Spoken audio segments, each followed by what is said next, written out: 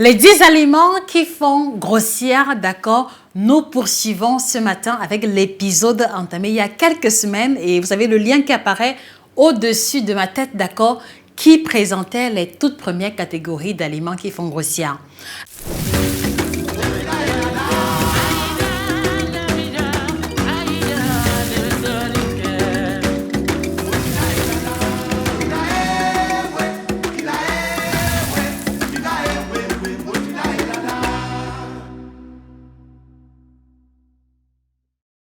Alors ce matin, nous continuons dans le même ordre d'idées et ce sera des catégories complètement différentes qui vont être abordées. Vous avez en face de vous Josica, la grande passionnée en alimentation, et nous avons à notre actif une bibliographie qui contient 6 ouvrages qui apparaissent à l'écran. Allez-y vous procurer vos ouvrages sur Amazon, à la FNAC et chez nos représentants. Et si vous avez des questions ou des thématiques qui vous intéressent, merci de les mentionner ou en commentaire ou à travers l'email qui apparaît à l'écran nutritiontv1@yahoo.com. Alors, la troisième catégorie d'aliments qui font grossir, il va s'agir ici de la catégorie des aliments sucrés, d'accord? Tout ce qui va être la pâte à tartiner au chocolat, et là, je m'adresse surtout à ceux qui adorent le pain beurre chocolat, le pain Nutella ou alors le pain tartiné au chocolat. On va également avoir les biscuits. Peu importe s'il s'agit de biscuits à base de farine de blé complète, s'il s'agit de petits beurres de sablé, s'il s'agit de biscuits fourrés, biscuit égale biscuit. Voilà, à plus ou moins quelques détails. En tout cas, en termes de valeur calorifique, ils sont des aliments voisins. On va aussi s'adresser à ceux qui adorent le chocolat en tablette, d'accord? Ceux qui adorent les glaces, ceux qui adorent les desserts sucrés, d'accord? Moelleux au chocolat, fondant au chocolat, gâteau à la crème. En tout cas, vous voyez que la panoplie d'aliments sucrés est vraiment large, d'accord? Et il serait difficile de tous les lister ici. Mais retenez que les aliments sucrés, même jusqu'au coconut, même jusqu'au caramel, même jusqu'au miel, d'accord, si vous consommez en grande quantité et de manière répétitive, voilà une catégorie alimentaire qui va faire grossir. Alors, pour moi, le but n'est pas de diaboliser ou de pointer du doigt. Pour moi, ou alors pour nous, l'intérêt est surtout de vous présenter le mécanisme par lequel ces aliments qui parfois ont l'air innocents peuvent conduire à la prise de poids. Alors, quand par exemple, vous prenez 4-5 biscuits, la quantité est minuscule, mais le problème, une fois de plus, n'est pas le volume, mais plutôt la charge calorifique. Et vous allez vous rendre compte que 4 biscuits petits beurre qui n'arrivent même pas à rassasier vont apporter facilement 250 kcal, voire 300 kcal. 4 petits sablés, d'accord, qui à peine vont vous rentrer sur la dent, vous apportent facilement 300 kcal. Et donc, si vous vous retrouvez par exemple à manger une boîte de sablé entière qui a 150 grammes et que 100 grammes apporte 500 kcal, avec 150 grammes, vous avez déjà couvert la moitié de vos besoins calorifiques quotidiens. Et là, je m'adresse aux champions du grignotage qui ont toujours une boîte de biscuits dans leur tiroir. Là, je m'adresse à ces personnes-là qui, dans leur armoire à la cuisine, ont toujours des biscuits et qui, pour un rien, qui pour avoir fait un tour à la cuisine, ont pris 2-3 biscuits.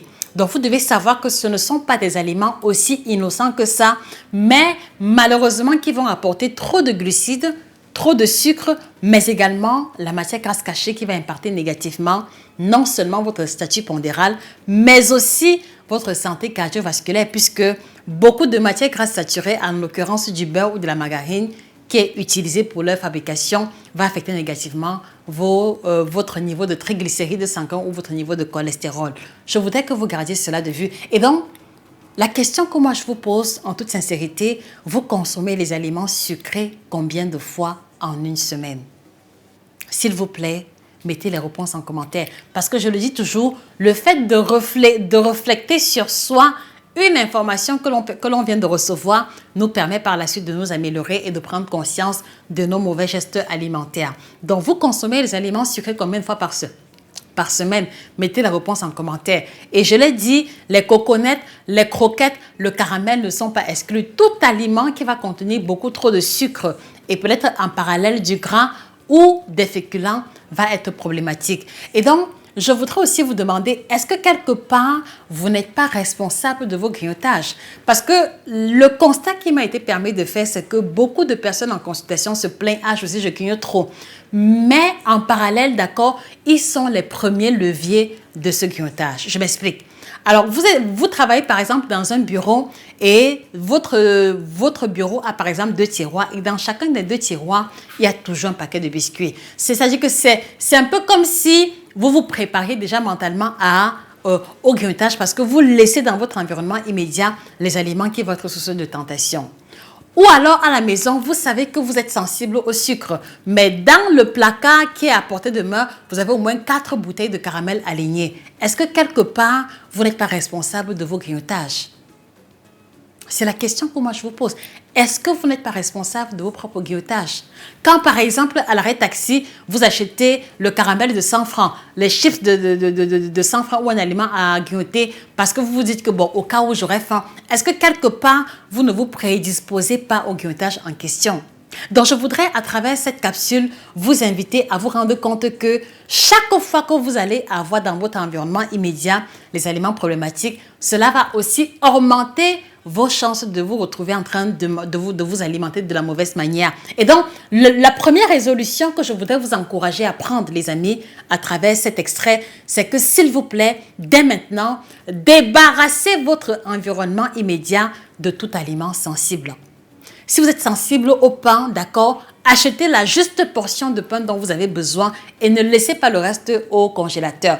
Si vous êtes sensible au chocolat, le jour où vous mangez le chocolat, achetez la portion dont vous avez besoin et qu'il n'y ait pas de reste dans votre environnement immédiat. Si vous adorez les glaces, achetez les portions uniques de glace, d'accord, ou alors les plus petits pour vous manger une fois, vous jetez l'emballage et puis le dossier est classé. Et en procédant comme ça, vous allez vous retrouver souvent à avoir envie, mais parce qu'il n'y en a pas, vous allez vous rabattre sur les aliments sains qui vous entourent. Donc, vous devez comprendre que la qualité de votre environnement immédiat détermine aussi votre capacité à manger sainement ou pas. Et donc, la question que je vous pose, à quoi ressemble votre environnement alimentaire immédiat? Qu'est-ce que l'on trouverait dans votre frigo si on l'ouvrait en ce moment? Qu'est-ce que l'on trouverait dans vos placards de cuisine si on osait les ouvrir au vu et au su de tout le monde? Est-ce qu'on trouverait à l'intérieur les pâtes complètes, le riz complet? Ou alors est-ce qu'on trouverait les croquettes, les caramels, les petites choses à grignoter pour lesquelles vous vous plaignez, vous retrouvez en train de les manger très souvent?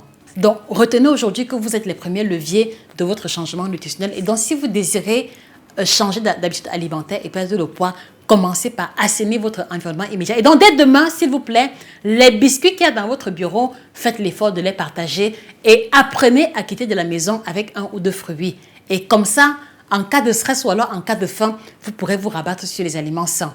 Et donc, dès demain, les caramels qui sont dans l'armoire, s'il vous plaît, débarrassez cela de votre armoire, offrez aux collègues, aux amis et aux connaissances et laissez dans votre armoire uniquement les aliments sains. Et vous allez vous rendre compte qu'en le faisant, vous allez grignoter moins souvent. Et même si vous grignotez, ce sera soit des fruits, soit des légumes. Et c'est déjà un pas positif en perspective de la perte de poids. Donc, voilà ce que je tenais à partager avec vous en ce qui concerne, d'accord, la classe alimentaire des aliments sucrés. Et au-delà de ça, ce que vous devez retenir, c'est que le second effet négatif des aliments sucrés, c'est qu'ils ne sont pas différents des drogues. Et je vous assure que je n'exagère aucunement. Ils ne sont pas différents des drogues parce qu'ils vont avoir un effet addictif. Je prends un exemple simple. Regardez, habituellement, quand vous vous retrouvez par exemple à dire « Ah ok, je prends 4 biscuits ». Quand vous finissez les 4 biscuits, qu'est-ce qui se passe?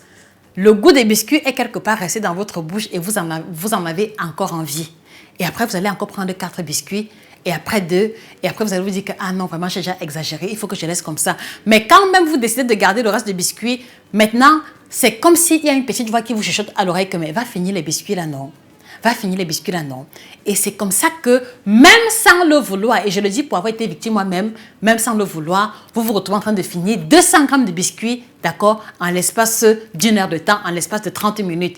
Donc, vous devez comprendre que les aliments sucrés ont aussi cet effet secondaire addictif qui fait que plus vous en mangez, plus vous en avez encore envie et ça devient comme si vous n'en mangez pas, vous n'allez pas vous sentir bien. Je prends aussi l'exemple du pain beurre chocolat. Vous allez vous rendre compte que si vous prenez l'habitude de manger le pain beurre chocolat tous les matins, le jour où vous n'en mangez pas, vous avez l'impression que quelque chose vous manque. Voilà aussi un autre effet pervers, un autre effet négatif lié à la consommation des aliments sucrés. Donc vraiment, au-delà du fait que cela conduit à la prise de poids, au-delà du fait que cela augmente vos risques de développer le diabète, je voudrais que vous gardiez à l'esprit l'effet addictif au même titre que les drogues dures dont seront responsables la consommation des aliments sucrés. Ne perdez pas cela de vue. Et puis aussi, je ne voudrais pas rentrer dans les détails en précisant que cela va affecter la santé de vos dents en augmentant les chances de développer la carie dentaire. D'accord? Cela va créer les ballonnements, les gaz et surtout un stockage préférentiel au niveau de la ceinture abdominale. Donc vraiment, que cela vous motive à réaliser que, d'accord, le petit caramel de 50, d'accord, les petits croquettes que vous prenez souvent en passant, le goûter des enfants que vous prenez en passant de manière innocente affecte aussi vos efforts perte de poids. Et pour la petite histoire, il y a une dame que j'ai accompagnée qui me disait, Josie, je mange les légumes tels que tu encourages souvent, mais je ne maigris pas.